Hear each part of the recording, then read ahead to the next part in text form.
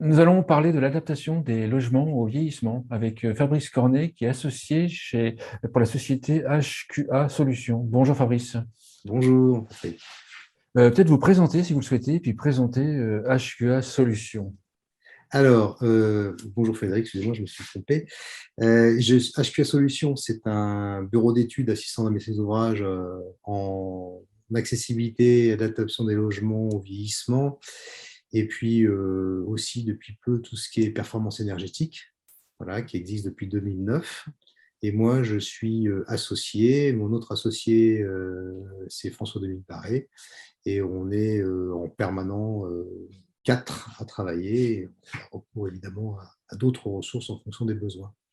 Donc notre principale activité, elle est auprès des bailleurs sociaux pour les accompagner dans tout ce qui est mise en œuvre de politiques techniques, sociales, financières, pour justement l'adaptation, l'accessibilité des résidences et l'adaptation des logements. Mais on travaille aussi pour l'hôtellerie, pour ce qu'on appelle le retail, les grandes surfaces, ce qui est la partie accessibilité. Et on a aussi, on peut travailler pour les particuliers. On a été qualifié comme assistance à maîtrise d'ouvrage pour le dispositif qu'avait mis en place Action Logement. Et on peut dans l'avenir continuer à accompagner des particuliers, soit dans une thématique d'adaptation de logement, soit dans une thématique de rénovation énergétique. Quand on dit adaptation des logements, on entend quel type d'adaptation dans le logement? Alors, c'est principalement, pour être très clair, l'adaptation des sanitaires, on va dire le remplacement d'une baignoire par une douche, j'appellerais accessible et sécurisante. L'idée générale, c'est d'adapter pour tous et donc pour les personnes vieillissantes qui commencent à être atteintes par les stigmates de l'âge, voire des personnes qui sont handicapées, euh, mais bon, les handicaps sont pas forcément, qui ne nécessitent pas forcément d'avoir des solutions lourdes, quoique nous aussi, nous attaquons aussi quand c'est de demander à l'adaptation de logements plus lourds pour les personnes présentant des handicaps lourds. Voilà. En règle générale, les bailleurs qui font appel à vous, ils font appel à vous appartement par appartement ou ils adaptent sur la demande des locataires ou ils ont un programme, on adapte tous les logements des plus de 70 ans, je ne sais pas, d'une zone.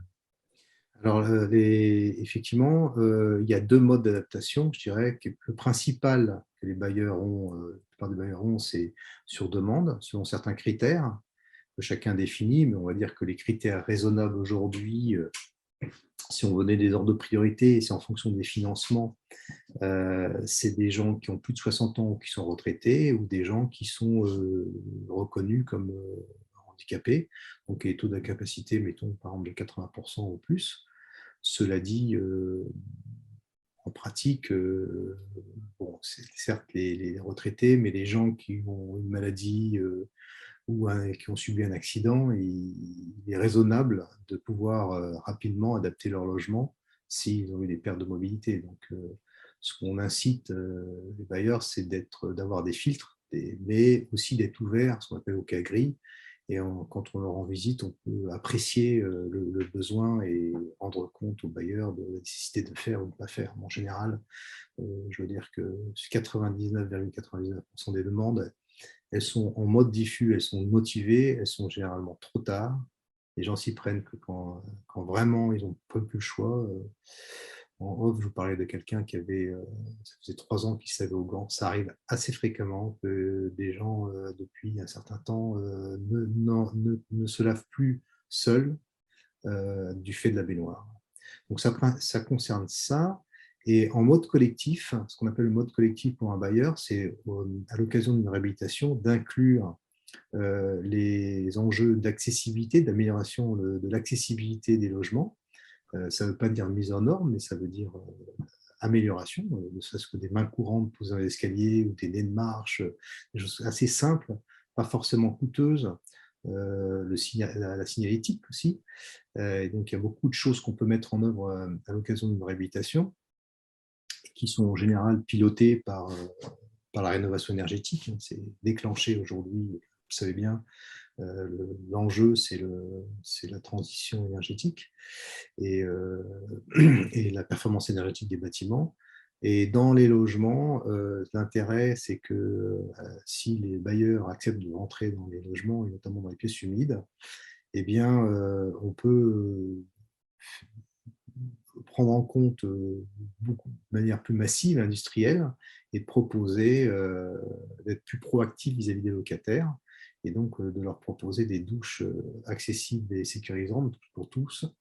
Et l'enjeu aussi, c'est de convaincre les locataires, enfin, en tout cas ceux qui sont de plus de 60 ans, si on veut faire des critères de priorité ou handicapés, parce que souvent la douche est considérée soit parce que quand le bailleur le fait lui-même, c'est des douches assez étroites, glissantes et peu pratiques, ou il y a l'idée de la douche handicapée. Donc il y a deux, Deux on va axes. ouais, de réflexe, c'est-à-dire la douche, non, c'est pas pratique, c'est glissant, c'est dangereux, ou c'est trop haut, parce qu'on se trouve avec des douches parfois à 30 centimètres de haut qui est installé le bailleur, et où douche handicapée. Non, on n'est pas handicapé, on n'a pas de douche handicapée. Voilà, donc à l'occasion des réhabilitations, en mode collectif, on peut faire ça, et on peut en plus communiquer sur la prévention, des choses comme ça. Donc ça, c'est plus en mode préventif que curatif, même si on s'aperçoit que quand on interroge les locataires, il y a beaucoup de locataires qui sont dans la nécessité, et notamment avec le vieillissement de la population. On voit, par exemple, sur des résidences à Paris, on a plus de 50% certaines de personnes qui ont plus de 60 ans. On a même une part non négligeable qui a plus de 75 ans. Donc, vous imaginez que quand on fait avec le bailleur bien le travail d'information et avec les entreprises, et on peut mener une campagne d'adaptation globale au vieillissement. D'une manière générale, vous jugez comment le parc actuellement en France? Il est adapté, peu adapté? Ouais. Parce qu'en fait, quand on parle de 30% des personnes, des locataires qui ont plus de 65 ans, plus ou moins quelque chose, on en est où au niveau de l'adaptation? On sait que c'est très faible. On sait que dans l'ancien, c'est très faible pour différentes raisons. Des raisons économiques, c'est clair. Des raisons aussi de culture. La baignoire, c'est les gens sont attachés. En plus, plus on vieillit, moins on s'adapte au changement. Donc on s'adapte à l'adaptation. Donc il y a des résistances. Après, il y a des problèmes liés à la qualité des prestations fournies par les entreprises. Il faut quand même avoir des entreprises qui savent faire, donc ça veut dire qu'il faut être accompagné, même pour un bailleur, même pour un professionnel. Il y a peu d'entreprises qui savent, c'est un travail de détail, il y a des entreprises il faut des équipes formées avec de l'expérience. On parlait tout à l'heure de communication avec les occupants, locataires ou propriétaires, donc ça veut dire qu'il faut parler la langue, et il faut être ponctuel. Il faut Il faut... préciser qu'en fait, on a préparé un petit peu avant l'enregistrement, c'est quand vous intervenez, alors que les logements peuvent être occupés par les locataires. Exactement, la plupart des cas, ils sont occupés. Et donc, l'entreprise qui intervient, il faut vraiment la cadrer pour que ça ne dérape pas, parce que quand ça dérape, c'est une population en général fragile. Et donc, bah, ça peut prendre des proportions qui sont difficilement contrôlables il y a des dérapages, notamment pour un bailleur social, si on parle de logement social. Vite fait, ça peut tourner vinaigre. Donc, il faut vraiment des entreprises qui soient à la fois réactives, avec lesquelles nous, en tant qu'assistants maîtrise d'ouvrage, on a une prestation, je dirais, guichet unique de la consolidation des données administratives nécessaires pour contrer les contacts. Hein. Souvent, les bailleurs ne transmettent pas les informations correctes pour contacter les locataires, les relations avec les gardiens, la visite elle-même, où on consolide les besoins, parce que les gens ils disent, bon, j'ai besoin d'une douche à place d'une baignoire, mais ils n'ont pas forcément tout vu, comment, donc il faut consolider tous les besoins. Il faut faire les métrés, les photos, se mettre à quatre pattes sous la baignoire si on peut, pour voir s'il n'y a pas des problèmes. On a déjà eu le cas dans des logements récents d'une nourrice cachée par un tablier de baignoire qu'on ne pouvait pas enlever. Donc vous imaginez que ça pose un problème. Nourrice qui, réseau. Là, il peut y avoir du chauffage au sol, il y a des problèmes de sécurité électrique. Hein, si les personnes ont installé le lave-linge, bon, bah, quand on intervient, quand notamment le bailleur intervient, mais même si c'est propriétaire, quand vous intervenez, vous êtes obligé de respecter les normes de sécurité électrique. Le lave-linge peut poser un problème, l'éclairage. Il y a un tas de choses qu'il faut vérifier, y compris pour l'entreprise, que les vannes d'arrêt fonctionnent bien, parce que si les vannes ne fonctionnent pas, y compris que le tableau électrique, on puisse, il soit, on dirait pas aux normes, mais en tout cas, il n'y a pas un problème particulier qui puisse empêcher de faire telle ou telle chose dans la salle de bain, ou ailleurs, hein, dans d'autres prestations qui sont par exemple demandées pour quelqu'un malintendante, une, une sonnette lumineuse, des choses comme ça. Il y a parfois des choses un peu particulières, hein, liées au handicap. Voilà, donc il y a plein de choses à vérifier. Après, on est capable, une fois qu'on fait ça, on est capable d'exposer à la personne un peu les différentes directions, les conseils. Par exemple, pas penser au Est-ce WC. que, Ouais. est-ce qu'on laisse le choix un petit peu aux locataires, le type de Oui, douche il faut laisser. Alors, c'est-à-dire, en fait, vous avez il plusieurs, faut qu'il y ait. le bailleur vous a donné une enveloppe budgétaire, qu'on s'est marché, ou plusieurs. Euh, Alors, euh, le bailleur, il peut avoir plusieurs, on va dire, critères. Il y a les critères, ceux qui sont très axés sur l'aspect budgétaire, ceux qui sont axés sur l'aspect maintenance qualitatif, ceux qui sont, vous voyez, donc en fonction des bailleurs, je dirais que raisonnablement, c'est une activité qui est financée à 100% quasiment. Donc, le bailleur, s'il voit les choses bien, il lui faut quoi? Il entre et il rénove, et s'il fait bien les choses, son patrimoine, d'accord, dans, pour répondre à un enjeu sociétal, et il le fait à un coût marginal, et donc il a intérêt à investir dans des solutions les moins stigmatisantes possibles, les plus robustes, d'accord, et les plus valorisantes pour son patrimoine. ne Ça, serait-ce que si les personnes âgées partent, généralement, c'est des plus jeunes qui vont occuper le logement, enfin, ou pas. Enfin, bah, il est probable que ce soit statistiquement des plus jeunes qui occupent le logement qui, eux, vont utiliser la douche. Alors oui, oui, parce qu'aujourd'hui, les logements adaptés ne sont pas fléchés, réservés, entre guillemets, formellement, pour des gens de même. Et effectivement, l'idée, c'est que même si il faut que les bases patrimoine soient mises à jour pour savoir quel est l'état d'accessibilité, l'état d'adaptation du logement, pour éventuellement pouvoir le privilégier dans le nouveau locataire quelqu'un qui a ces besoins-là.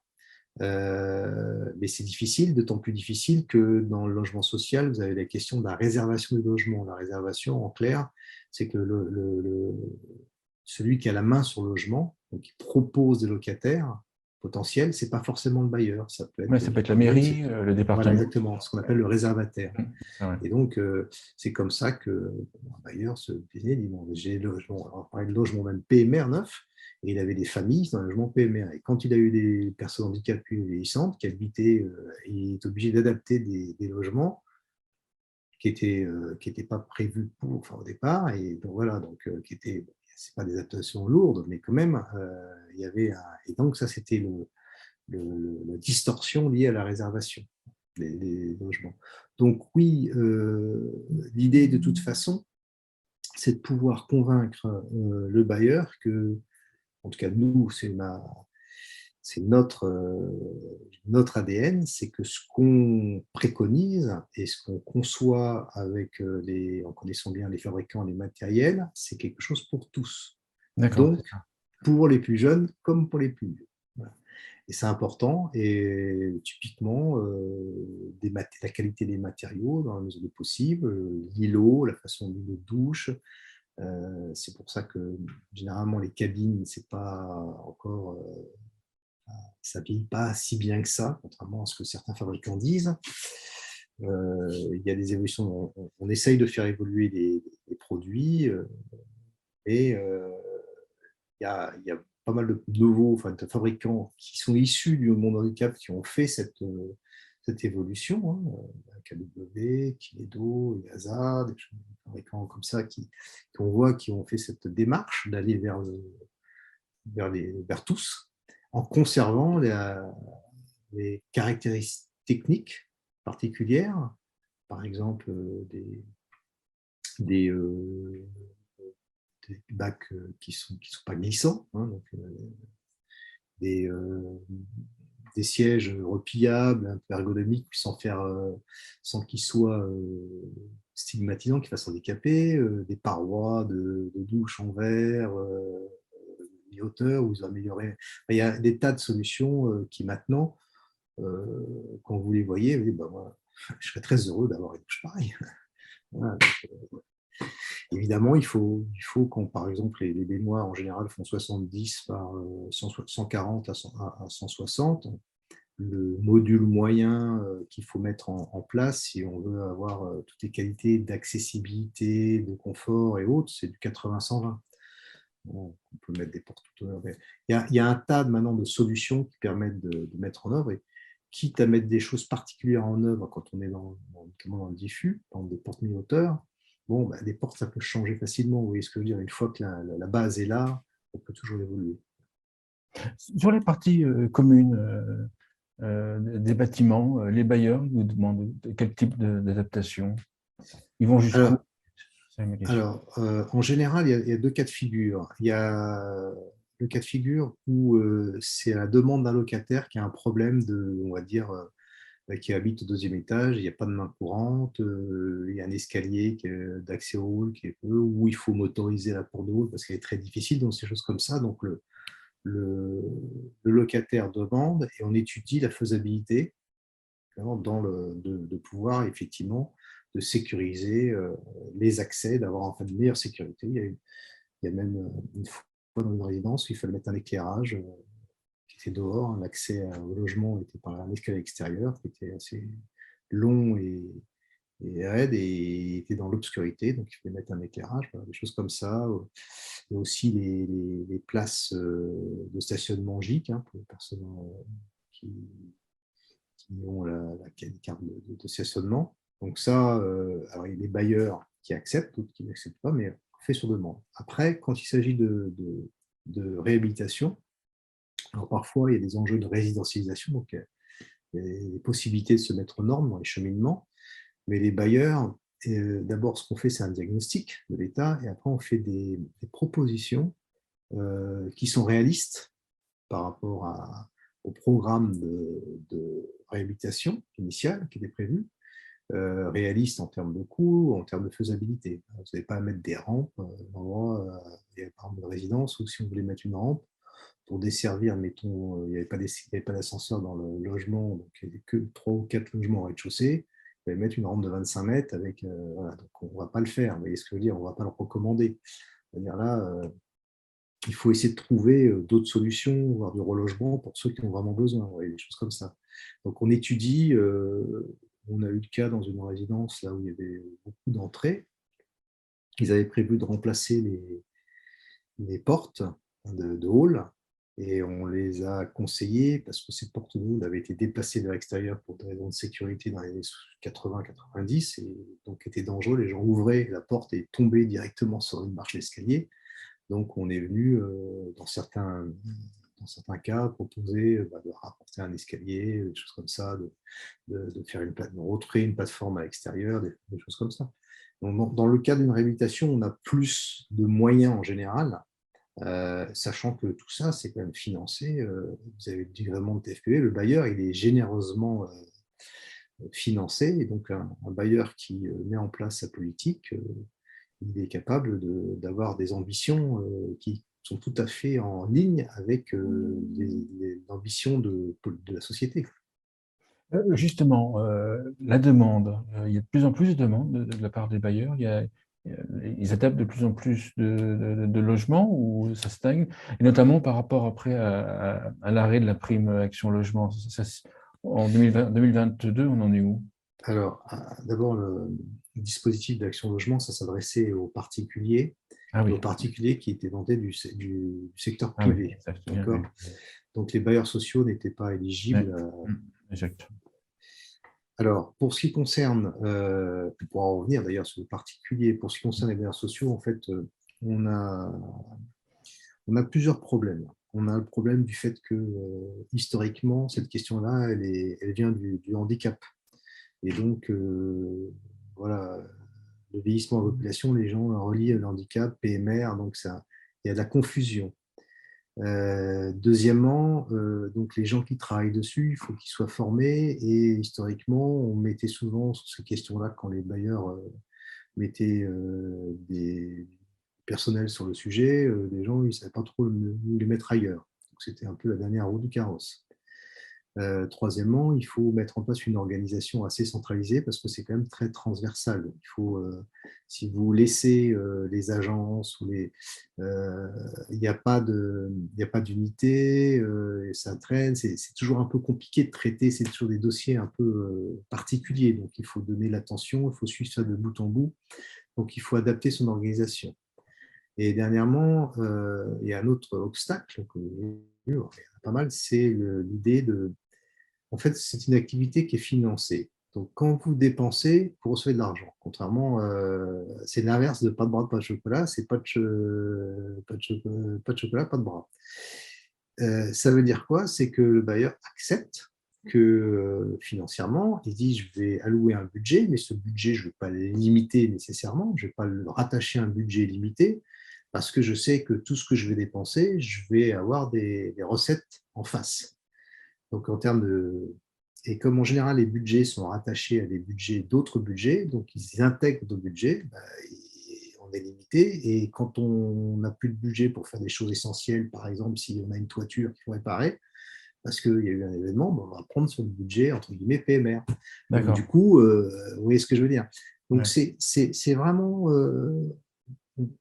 On travaille avec les directions financières, on est arrivé parfois à des progrès considérables, mais on a vite fait un retour en arrière, un retour à une espèce d'orthodoxie. On parle, c'est un peu d'orthodoxie financière, budgétaire, ce qui fait que bah, les gens en charge de cette activité, ils sont un peu, ils sont contraints, ils sont limités. Et ils perdent un peu de leur motivation parfois. C'est pas évident Il parce y a une qu'ils question ont des demandes. il y a une question qui me vient. Vous avez, il y a pas mal de fabricants qui disent installation d'une douche en une journée, ou même déjà des fois en 6 heures. Et vous, en fait, vous parlez plus de technique, plus de qualité, qui va durer plus qu'une journée, j'ai Exact, compris. exact, effectivement, ouais. Comment est-ce que les bailleurs, en fait, vous perçoivent? Parce qu'en fait, d'un côté, je vois quelqu'un qui arrive en me disant, voilà, une journée, c'est fait, c'est plié. De l'autre côté, je dois voir vous, en fait, qui me dites, ah non, mais attendez, le technique, c'est plus compliqué que ça, c'est pas une journée. Comment ça se passe? Alors, nous déjà, on n'est pas installateur, hein. On vend pas des douches. On vend une ingénierie, on vend une assistance à l'exposage, on vend qui va au-delà. Vous comprenez bien dans le caractère Oui. diffus Alors, quand on a. alors justement, Mais même question, comment est-ce qu'ils font la différence? Parce que les bailleurs, j'imagine qu'ils sont aussi sollicités par les fabricants directement ou par les installateurs. oui, oui, tout à fait. Bah, après, Comment est-ce que vous arrivez c'est à vous différencier? Parce que j'imagine que d'un côté, ça devrait être moins cher, j'imagine, voilà. Et vous, peut-être plus qualitatif, plus dans la précision, mais peut-être plus cher, j'imagine. Comment est-ce que les bailleurs c'est une choisissent? bonne question. C'est tout le problème du retour sur investissement, de la valeur ajoutée, de considérer. Vous savez très bien, même en dehors du logement social, il y a des visions financières, on va dire court-termistes, et puis des visions plus industrielles, à long terme. Il faut développer cette vision d'abord du rôle social du bailleur, par exemple, cette vision patrimoniale, comment, grâce à l'aide de la collectivité, parce que c'est des financements qui sont très généreux, la TFPB, c'est 100% des travaux de l'ingénierie, comment je peux utiliser cet formidable outil, il y en a d'autres, hein, pour valoriser mon patrimoine, répondre aux attentes déjà de mes locataires, puisqu'on dit aujourd'hui, on parlait d'EHPAD, bon, c'est un problème sociétal, oui, effectivement, ça coûte très cher.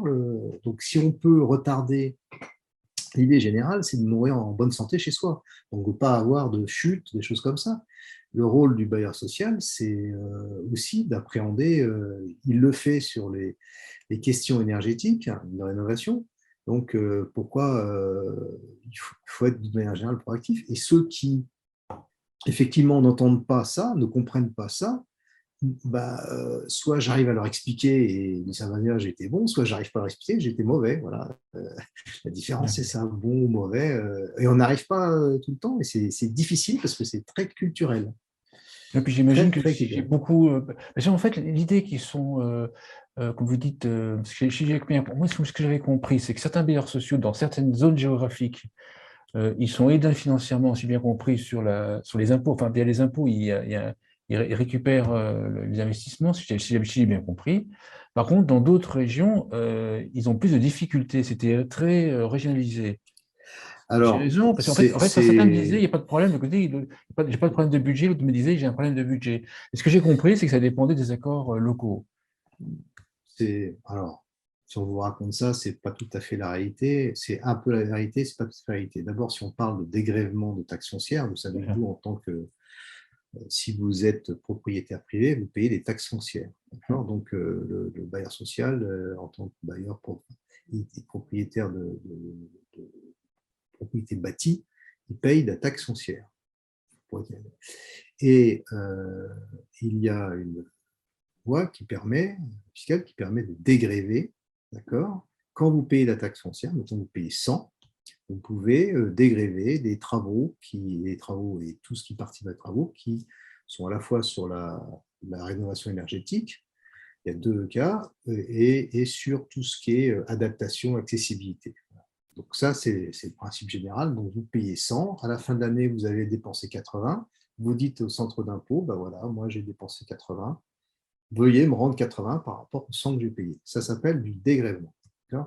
Et en général, alors, première chose, c'est que le dégrèvement, c'est au niveau du centre d'impôt que c'est calculé. Donc, une résidence qui paye 100, mais si vous dépensez, mettons, 120 sur cette résidence, si au niveau des autres résidences, vous payez de la taxe foncière et qu'elle n'est pas utilisée, moi, ce que j'ai vu en pratique, je ne suis pas un spécialiste, mais on pouvait utiliser la réserve globale au niveau du centre D'accord. d'impôt. Par contre, si vous ne payez pas de taxe foncière, en principe, c'est logique, vous n'allez pas faire du dégrèvement sur ce que vous ne payez pas, sur la résidence. Bon, ça, c'est le principe. Ensuite, il y a les centres d'impôt, donc c'est un problème toujours humain, il y a certains qui vont plus ou moins accepter, et ça, c'est le talent aussi en interne, d'avoir des factures. Le dégrèvement, il se fait sur l'année où il y a eu règlement. C'est-à-dire que si vous réglez en 2022, vous allez demander en 2023 un dégrèvement sur l'année 2022 de ce que vous avez payé en 2022. Alors, il faut quand même avoir des factures, il faut avoir quand même des. C'est pas une facture où il n'y a rien marqué, hein, tiens, douche, machin. Non, il faut quand même que ça soit étayé dans la facture pour que la personne de l'administration fiscale il comprenne que ce soit bien quelque chose d'éligible. Alors après, il peut y avoir des questions, il peut y avoir des échanges, ça peut aller assez loin aussi parce que vous allez. Voilà. Mais ça, c'est une question, je dirais, et puis vous avez des centres d'impôt qui sont plus ou moins regardants, donc il faut faire attention. Donc ça, après, vous pouvez avoir la possibilité de recours au tribunal administratif, voire même jusqu'au Conseil d'État. Je connais un directeur général qui, s'il m'écoute, se reconnaîtra, il est allé jusqu'en province, il est allé jusqu'au Conseil d'État pour une histoire d'ascenseur, il y avait 3,5 millions de travaux, il a pu les passer en dégrèvement. Voilà, donc c'est la logique, ce qu'il faut bien voir là-dedans, c'est que c'est faut pas voir le côté, il n'y a pas d'abus, il y a simplement, il ne faut pas faire d'abus, il faut faire les choses éthiquement. Et on a un outil qui est formidable qui va répondre à des enjeux de toute la société. Et pourquoi s'en priver pour des gens en plus, les locataires des bailleurs sociaux ne sont pas forcément les plus privilégiés. Donc, pourquoi priver ces gens-là de quelque chose que la collectivité leur offre? Bah, voilà, ça c'est la bonne question. Moi, D'accord. bon, Si, c'est, si c'est- on, c'est- si on- pour finir, sur le côté particulier, comment ça se passe? Les, voilà, comment ça se passe? Comment est-ce que vous intervenez pour les Alors, particuliers? sur le particulier, nous, on est intervenu essentiellement, on a eu demande, on est intervenu essentiellement dans le cadre du programme d'action logement. On va le faire aussi avec la D'accord, c'est ça. future MaPrimeAdapt. Euh, donc, la donne est un peu différente puisque le particulier, quand on s'adresse, alors quand c'est financé, puisqu'on parlait de financer, quand c'est pas financé, ben, il y a plus de latitude, il y a d'autres exigences. Il est beaucoup plus regardant éventuellement sur l'aspect d'architecture intérieure, de décoration et autres. Quand ce sont des systèmes financés, donc à population moins, les moins aisée, là, le système, euh, notre prestation, ils la comprennent moins bien que le bailleur social, parce qu'ils se disent, par exemple, on prend Action Logement, 5 000 euros.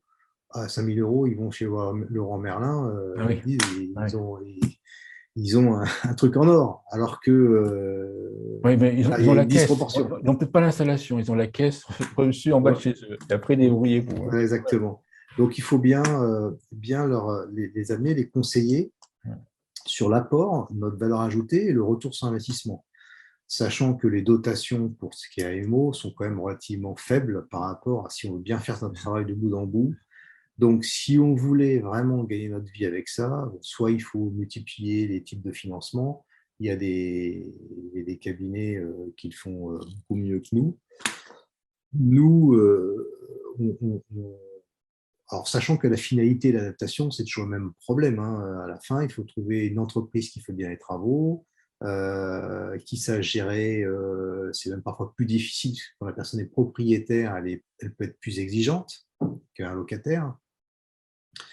Donc, il y a plus d'aléas, effectivement. Le gros bénéfice qu'on apporte aux propriétaires, outre la prestation globale, guichet unique de bout en bout jusqu'à la réception des travaux, c'est que on apporte aussi notre expérience de toutes les entreprises, puisque la LSE, donc on a quand même une expérience on peut leur proposer des entreprises qui sont à la fois performantes avec des prix raisonnables, puisque ce sont des entreprises qui sont en marché avec des entreprises. Même si on peut considérer que le prix pour un chantier que fait une entreprise dans le cadre d'un marché public, un bailleur social, est moins élevé qu'il les frais particuliers parce que les conditions sont différentes en marché, à une quantité et autres. Mais on arrive comme ça à faire bénéficier les propriétaires privés de tout l'ingénierie mis en place pour les bailleurs sociaux. Et puis j'imagine le rôle de tiers de confiance quelque part. Oui, oui, mais En encore une fait, fois, on ne se trouve pas nez à nez avec le fabricant ou l'installateur. Après, il y a quand même quelqu'un. J'imagine que vous suivez les travaux quand même. oui, oui, tout à fait. Alors, le suivi, on n'est pas maître d'œuvre, même si finalement, ça revient à faire de la maîtrise d'œuvre. Hein. Mais de toute façon, quand le propriétaire signe avec une entreprise, l'entreprise, elle est cadrée. On a un projet qui est très cadré à l'origine, donc avec une liste de prestations, un schéma avant-après, tous les points à surveiller, une façon de aussi un compte rendu de travaux. On exige un compte rendu de travaux qui nous puisse permettre justement d'aider la personne à réceptionner. On se rend sur place si c'est nécessaire. Il y a des tas de jalons et de choses qu'on met en place pour éviter que ça dérape. Et donc, pour le propriétaire, effectivement, c'est une garantie, Ah oui, que ça se passe évidemment. bien. Maintenant, on n'est pas maître d'œuvre, on Hum, n'intervient pas. Le contrat qui est proposé, c'est le contrat d'assistance à maîtrise d'ouvrage. Donc, il c'est y a ça. toujours la responsabilité du maître d'ouvrage, donc du décideur. Euh, Parce que si on fait de la maîtrise d'œuvre, je ne pense pas que le particulier soit en capacité de rémunérer un maître d'œuvre sur un projet qui fait, on va dire, si c'est une salle de bain, 6, 7, 8 000 euros pour un particulier, on va dire ça comme ça. On n'a pas les moyens de se payer un maître d'œuvre. C'est Bien pas sûr. possible. Une conclusion à l'émission? Ben, je pense que l'idée aujourd'hui, et j'espère pouvoir l'avoir avoir transmis, c'est que voilà, adapter des logements, ça peut être valoriser son patrimoine, que vous soyez bailleur ou que vous soyez propriétaire privé. Il y a beaucoup de dimensions dans un projet d'adaptation.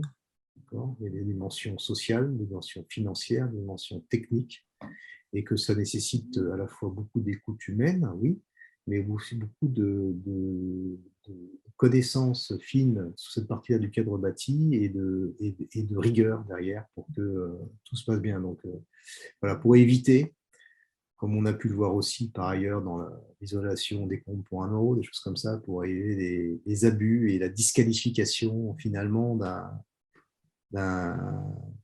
projet, on va dire, qui part qui est motivé, qui a des bonnes, qui fait qui a des bonnes raisons, qui est tout à fait justifié, et que ça aboutisse au contraire de ce qui était l'objectif, c'est-à-dire qu'on a quelque chose, par exemple, pour l'accessibilité, qui finalement ne correspondent pas du tout aux besoins de la personne, ou qui ne tiennent pas dans le temps, des choses comme ça. Super, Donc, merci Fabrice Cornet. Je rappelle que vous êtes associé chez HQA Solutions. Merci beaucoup. merci beaucoup, Frédéric, de votre attention, de vos questions pertinentes toujours. Et Merci. puis, j'espère à bientôt. Merci.